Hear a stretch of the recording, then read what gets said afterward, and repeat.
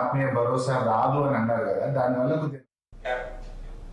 గోదావరి జిల్లాలకు వచ్చే అతిథులకు ఊహించని మర్యాదలు చేయడం గోదావరి జిల్లాల వాసుల సంస్కృతి. ఇక సంక్రాంతికి వచ్చే కొత్త అల్లులకు విందు భోజనాలతో మర్యాదలు చేస్తుంటారు అత్తవారు. నందమూరి గురువుకు చెందిన ఆకుల శ్రీనివాస్ ఆయన సోదరుడు సంక్రాంతి పండుగకు వచ్చిన అల్లులకు వినూత్నంగా 365 రకాల పిండి వంటలు వండి అల్లులను ఉక్కిరి బిక్కిరి చేశారు. అత్తింటి వారి మర్యాదలతో విందు భోజనంతో ఆనందం వ్యక్తం చేస్తున్నారు. దేశంలో వివిధ ప్రాంతాలలో పేరు పొందిన వంటకాలను అల్లుల కోసం తయారు చేయించారు. అత్తింటి వారి ప్రేమ అభిమానం అల్లులు మురిసిపోతున్నారు. దీనికి సంబంధించిన వీడియో వైరల్ గా మారింది.